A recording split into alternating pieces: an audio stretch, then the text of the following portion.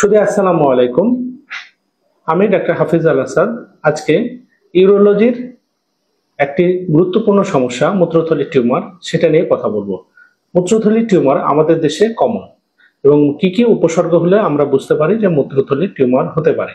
সাধারণত দেখা যায় যে যদি প্রস্রাবের সাথে রক্ত যায়, রক্ত জমাট বাঁধা রক্ত অথবা ময়লাযুক্ত রক্ত যায় এবং প্রস্রাবের সাথে মাছ ধোয়া পানির মতো প্রস্রাব হয়, তাহলে বুঝতে হবে যে মূত্রথলির টিউমার হতে পারে।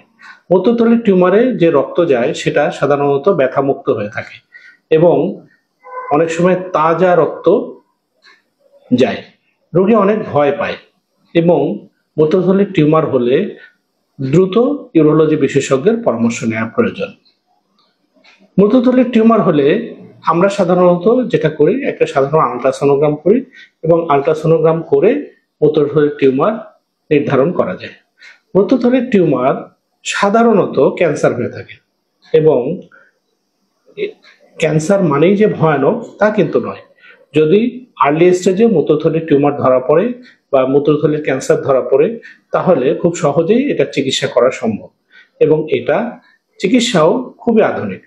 আমরা একটা ছোট্ট ভিডিও ক্লিপ দেখব, যেটার মাধ্যমে আমরা একটা মূত্রথলির টিউমার যা আর্লি স্টেজে আমাদের কাছে এসেছে সেটা কিভাবে চিকিৎসা করা যায় সেটা আমরা আলোচনা করব। দেখেন, এই যে ভিডিওটি দেখছেন সেটাতে একটা ছোট্ট মূত্রথলির টিউমার ধরা পড়েছে, যেটা সাধারণত আমরা বলে থাকি ক্লিনিক্যালি ক্যান্সার বা ট্রানজিশনাল সেল কার্সিনোমা।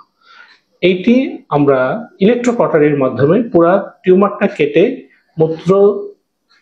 প্রস্রাবের রাস্তা দিয়েই বের করে আনতে পারি এবং এই টিউমার কেটে আনার পর আমরা জায়গাটা ইলেকট্রোকটারি করে দিই এবং ওখান থেকে বায়োপসি পাঠাই। এই বায়োপসি রিপোর্টের উপর ভিত্তি করে পরবর্তীতে আমাদের চিকিৎসা নির্ধারণ করতে হয়।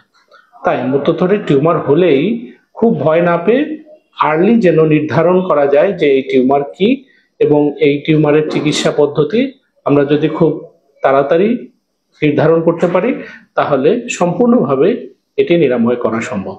তাই ভয় পাওয়ার কিছু নেই। মূত্রথলির টিউমার বা প্রস্রাবের সাথে রক্ত গেলে আপনি ইউরোলজি বিশেষজ্ঞের পরামর্শ নিন। ধন্যবাদ সবাইকে।